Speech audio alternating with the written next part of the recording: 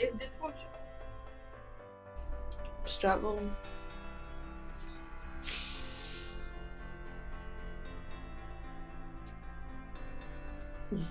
Poverty. Hopelessness.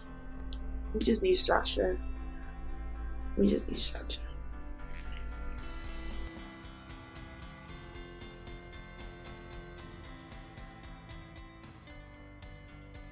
During this pandemic time, crisis to celebration looks like for me, I would have to say, I'm just really glad that I decided to take my journey in therapy. I feel like I really benefited from it going through this pandemic.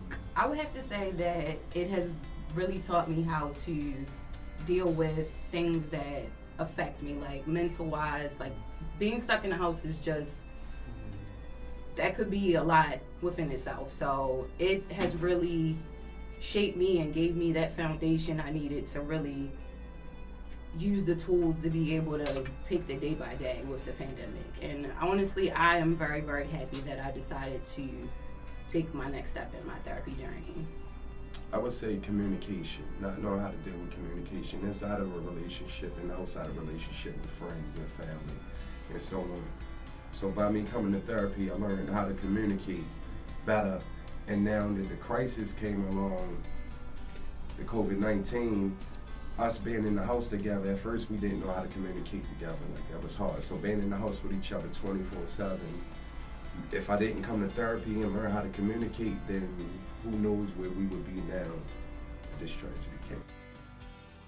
Crisis to celebration means to me is, crisis right now is when we experience an event that activates us, that activates our fight or flight response, and we are figuring out how to keep ourselves safe. And so young people in my classroom may move through various types of trauma and crisis. And celebration has to do with converting that crisis or that trauma into power, becoming active in navigating that and believing that whatever we face, whatever problems or challenges we face, we have the internal will, the internal power to address those. And while we can call on those around us for support, we can call on our families, we can reach out in partnership with our friends, that we really have deep within ourselves the power that we need to move through whatever that crisis is. That's the celebration, the conversion of a traumatic event into a transformative event for ourselves. And as we do that for ourselves, and as we support our young people as they do that for themselves, then we can really celebrate the human capacity to move through that. So, thinking about the COVID-19 crisis, it is a collective trauma. There are two kinds of trauma. There are acute traumas and there are chronic traumas. So acute happens instantly, it happens in maybe a singular event or a singular period of time, and we move through that. A chronic trauma is one that remains with us over time, and so we are right now in a collective chronic traumatic event. And so I am supporting my students, I'm supporting my young people, and bringing to bear a lot of trauma-informed care, trauma-informed yoga into that. And so I'm not just thinking about like, are you completing your assignments, but how are you? Are you okay? And what of the tools that maybe I have offered you previous to this could you bring to bear in this moment? Whether you've lost a loved one, whether you are just so overwhelmed with academics, whether you don't know where to get food, what can I do to support you, but what do you already have internally to support yourself? Crisis, celebration, what it looks like is an opportunity to be able to hold the people that I love. When I say hold them, put a grip on them, touch them, feel them, look them in the eye, let them know that I do love them, and simply have them understand that today is a different day, it's a new norm, but we have to understand that the things that we do today will reflect on our tomorrow. If we did that before, thinking about tomorrow, we may not have been where we are today. And understanding that love comes first. With regard to my family and how crisis to celebration looks, it's brought us closer. not only just the immediate family, but it also brought my extended family closer as well. I've received a number of calls from those who may not have known me as well as they thought they did, and I've made those calls to those who may not have thought that I loved them as much as I did. Knowing that this is a crisis, it allowed me to really look within myself and understand that we have to look beyond whatever was there before and grow together as a family. If I think about my therapy journey and I think about COVID-19 and the impact it has had from crisis to celebration, actually therapy came at the perfect time. I am a firm believer that God wastes nothing. And I think if I would have started this therapy journey any other time, it might not have fit properly in my life. And so it came before I even knew it. So it kind of started right before COVID and has been instrumental in me staying sane, in me staying focused, in me having the right perspective as it relates to life in general, but then life specifically in COVID-19. So I celebrate every day because I'm not sure I would have successfully made it through COVID-19 and am making it through it had I not started the journey prior to this pandemic beginning. So from crisis to celebration, when I think about taking therapy past me to my family, it's funny because it's essential. It is a necessity for my family that I don't even think my family knew, but it is a part of the ask that I've had for my life is that this journey be not just for me, but also everyone and everything connected to me. So being able to step away from the therapy sessions and share some insights with family and friends has encouraged them to seek out therapy. Now, I would love to keep Angela Harper to myself, but that is not Christian.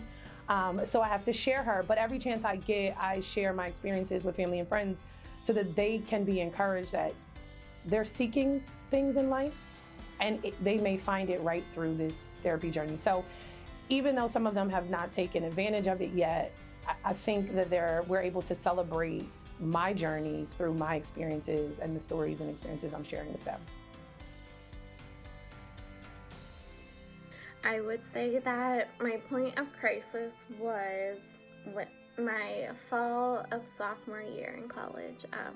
Although I think it was probably a long time coming, that's really when it kind of crippled me and limited me in what I could do on a day-to-day basis.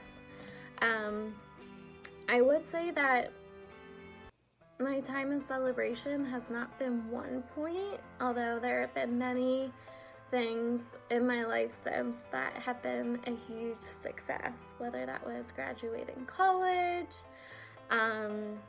studying abroad, or now graduating with my master's. I think it has been a timeline of celebration ever since that fall semester, because since then I found kind of what works for me. I found relief, whether that's with my medication or with therapy, as well as identifying things in my life that I can do to kind of help stabilize my mood. From crisis to celebration, to me, it would honestly look like someone who is elevating through growth, as well as trying to be a better person, and just trying to dive deep into who they really are. That would mean breaking some stepping stones and building foundational skills within my family so that we can try to knock out all of those old traditions and those old ways and those stigmas, just getting rid of that as a whole. And as a community, from crisis celebration would definitely mean just being true to yourself and trying to understand what you need to do to be a better you, without thinking about other people's opinions and perspectives.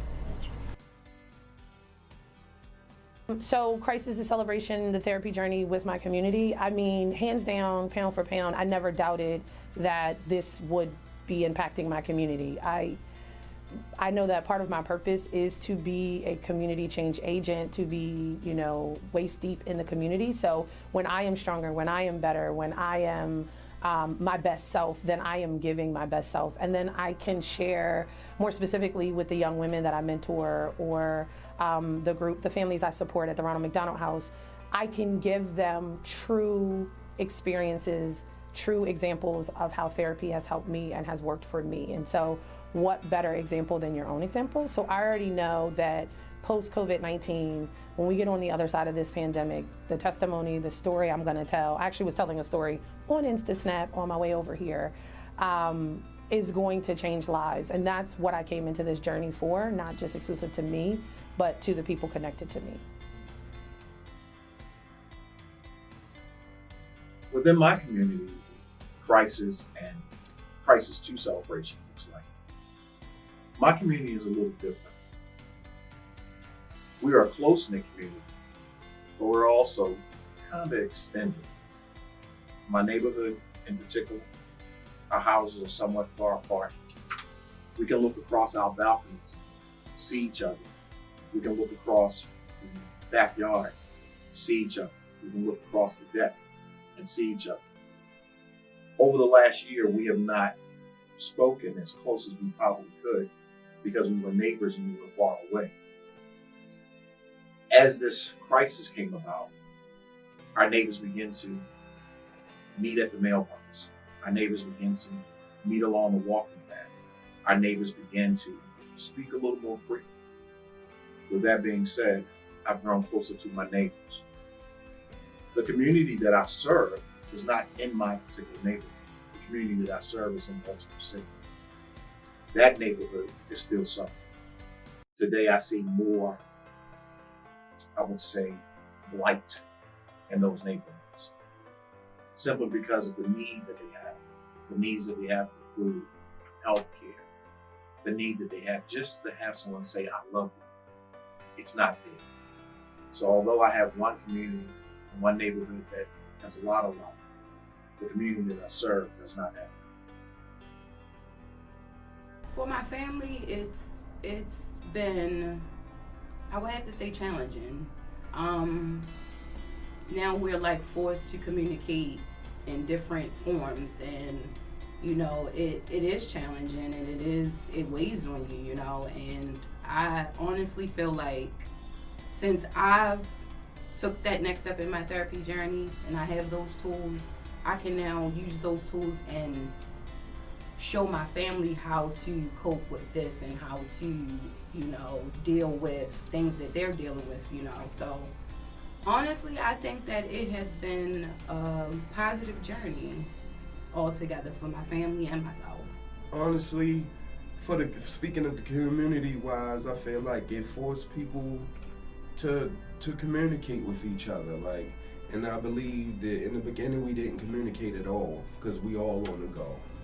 So that's with family, that's with friends and relationship. We just constantly in the move. We're not forced to deal with anything. So you could have an argument and go to work and it just will linger on.